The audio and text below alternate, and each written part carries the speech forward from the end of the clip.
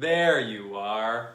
Hello everyone, happy Easter Monday, if that's an actual thing. I was gonna put this up yesterday, but I was busy doing Zoom calls with family, which was really fun and nice. I hope you got to, if you are an Easter celebrator, I hope you got to do at least a little something that felt like a special day. I wore a shirt with buttons yesterday, and so I thought I would do it again today. This has little flamingos all over it. It's a little far away, so maybe you can't tell.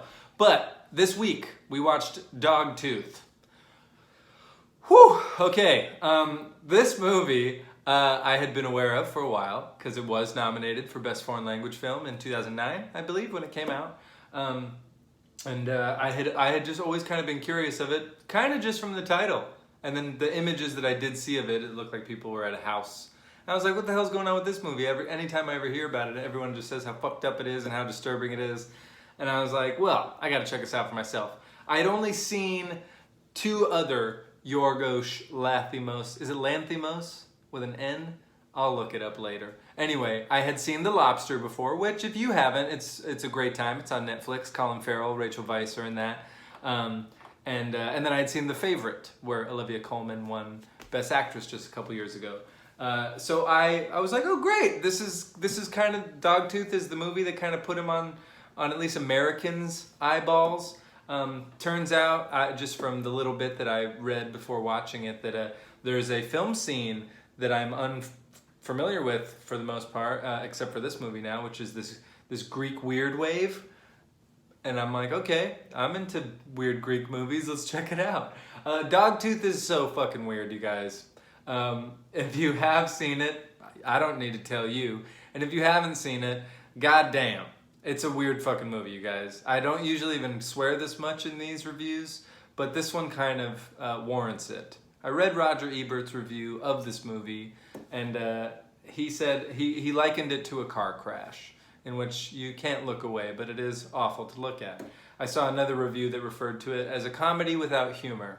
And I really kind of like the just clean, precise nature of that review, because it does kind of feel like maybe if it were funnier, I'd laugh more. So it has this kind of offbeat, off-kilter weirdness that isn't entirely repelling at first. It is just odd, and you know, right out the gate, the three siblings. Okay, so it's a mom, a dad, and three siblings, two daughters and a son. And one of the youngest daughter recommends a game where they can all put their finger under some hot water and see who could leave it there the longest. And so they're playing kind of childish games. And then the older son is brought into his bedroom, where then this lady security guard is brought in by the dad, and they have the most awkward sex scene maybe I've ever seen in a movie. And yeah, you come to find out that these three, they're in maybe, you know, late teens, early 20s, these kids, but they have been very sheltered at their home. Things don't mean to them what they might mean to you or I. If I say pass the telephone, you may think I need to make a phone call, but in their house, when they say pass the telephone, they mean the salt. And if you can just go turn that pussy off for me, I'm referring to the light.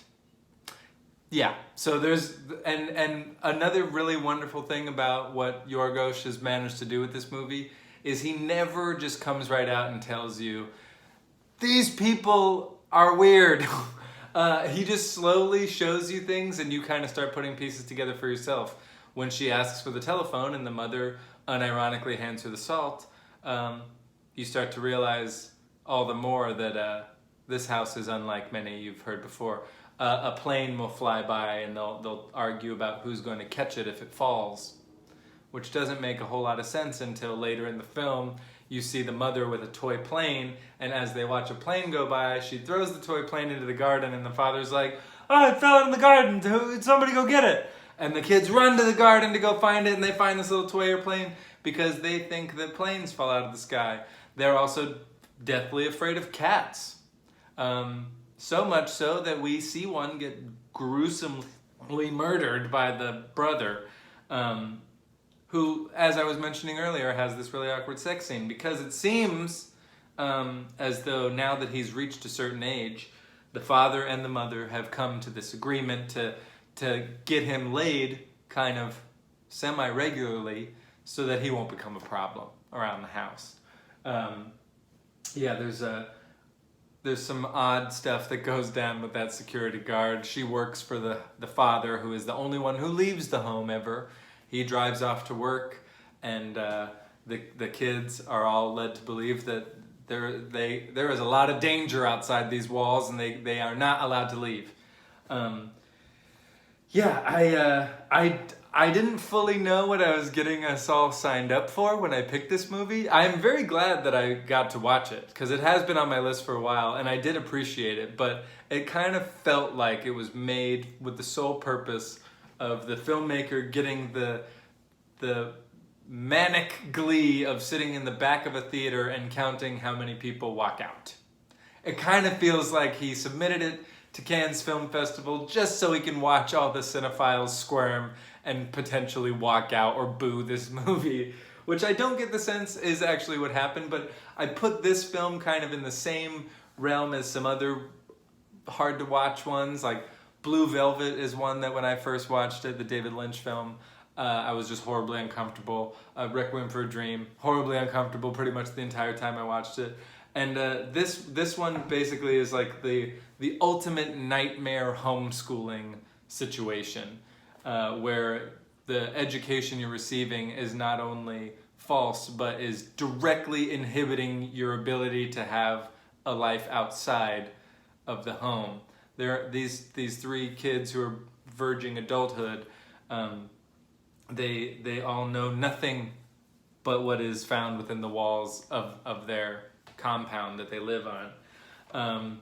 Yeah, I don't even want to give away too much of the strange, but it does find itself kind of being about something, even though on the surface you're like, you may find yourself at the end going, what the fuck did I just watch and why?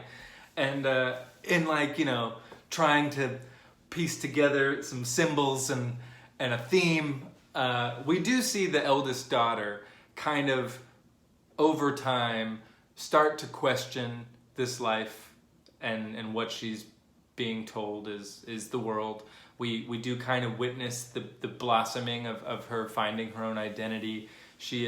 Her and the security guard woman have a very peculiar relationship that I don't want to go into too much, for it'll be a spoiler, but she does get a couple of cassette tapes, seemingly from the video store, from the security guard, and we find that she has watched Rocky IV and Jaws, because she is recreating the scenes in these movies, and we see her choose a name, because none of the children have a name in this film.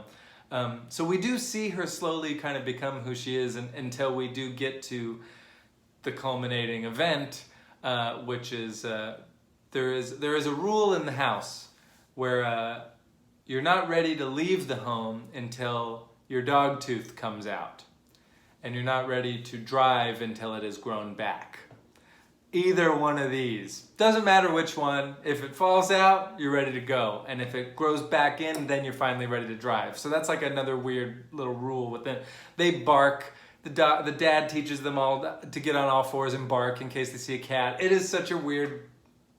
Anyway, so this moment does finally come, which is a very squirm-worthy moment where the daughter takes it upon herself to remove her dog tooth, and it leads to kind of what the ending that I've read after watching it has pissed off many that thought it should have gone another way. I thought it was a very interesting and true to kind of the rules of the film that was set up.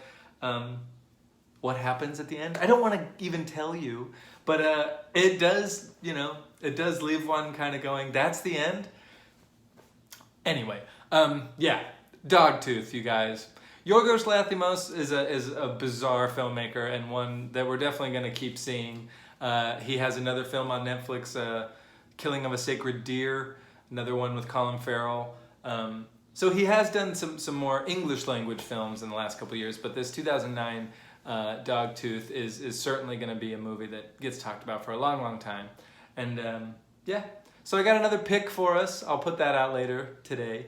But yeah, hope you're enjoying this quarantine by watching films and reading books and watching television and hopefully getting a little exercise, whatever. I don't want to preach to you, but I will say that every week we're watching a pretty cool movie over here, and if you have been keeping up, or if there's one that you'd seen before and you wanted to chat about it, you're always more than welcome to shoot me a message or something, and we can have a little interaction.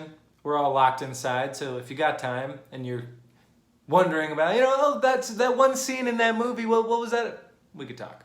But yeah, hope you guys are all good. Love you. See you again, and look forward to the next pick.